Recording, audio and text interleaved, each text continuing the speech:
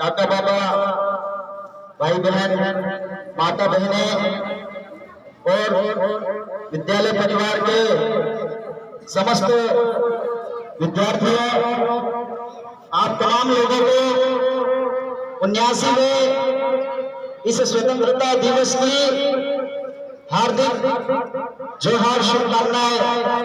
प्रेषित करता हूं। साथ ही आज का जो दिन है वो हमारे देश के इतिहास में एक गौरवशाली दिन है, क्योंकि जब हमारे देश में बाहरी आक्रांताओं ने जिस तरीके से व्यापार और देश से तमाम संपदा लूटने के हिसाब से आक्रमण किए थे, उसके बाद से लगातार बाहरी लोगों ने हमारे इस देश को व्यापारिक रूप से तो लूटा ही लूटा, लेकिन यहाँ की हालात देख करके इस देश को गुलाम बनाने की कोशिश की। उसी क्रम में 1600 ईस्वी में ईस्ट इंडिया कंपनी हमारे देश में आती है और इस देश पर एकाधिकार जमाने के लिए जितने भी डेनमार्क वासी थे, डच थे, फ्रांसीसी थे, अरबी थे, मुगल थे, उन तमाम लोगों के खिलाफ लड़ करके उन्होंने इस देश को गुलाम बनाया। लेकिन जब हमारे देश के जितने भी बुद्धिजीवी लोग थे, जो देश विदेशों में यात्राएं करते थे और दूसरे देशों की जो शासन व्यवस्था है उनको देखते थे, तो कहीं ना कहीं उनको लगता था कि हमारा देश जो है वो किस तरीके से बाहरी आक्रांताओं ने जीता है। तो कहीं ना कहीं उनको इस बात का आभास होता था कि यदि इंसान स्वतंत्र रूप से जन्म लेता है तो वो किसी व्यक्ति का गुलाम कैसे हो सकता है, किसी व्यवस्था का गुलाम कैसे हो सकता है। ऐसे में हमने आज तक कितने ही स्वतंत्रता दिवस मनाए हैं, हमने कितने ही उन महान पुरुषों को याद किया है, लेकिन जिन जिन लोगों का इतिहास हमें किताबों के माध्यम से मिलता है हम उनको याद करते हैं, लेकिन हमारे कुछ ऐसे भी महान पुरुष हुए हैं जिनका आज कहीं इतिहास नहीं है, वो अज्ञात पुरुष हैं। जैसा कि उदाहरण के लिए पूरे देश में हम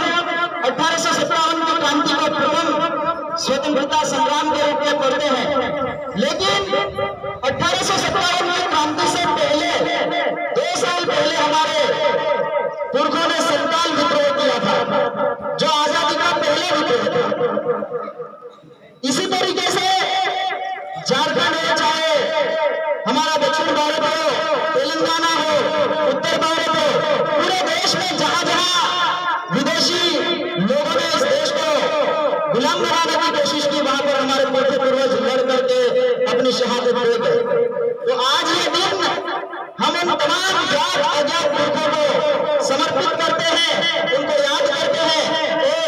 उनकी याद में इस आजादी का जश्न मनाते हैं। आज मेरे लिए आजादी क्या है वो मैं अपने सामने प्रस्तुत करता हूं। आजादी 2 प्रकार की होती है। एक आजादी वो होती है जो शारीरिक होती है, दूसरी जो आजादी होती है वो मानसिक आजादी होती है। तो 1947 में हमें शारीरिक आजादी मिली है, लेकिन आज भी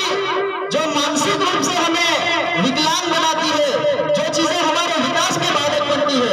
उनसे हमें निरंतर लड़ना होता है और उससे भी आजाद होना होगा। तो आज हमारे सामने अगर शिक्षा के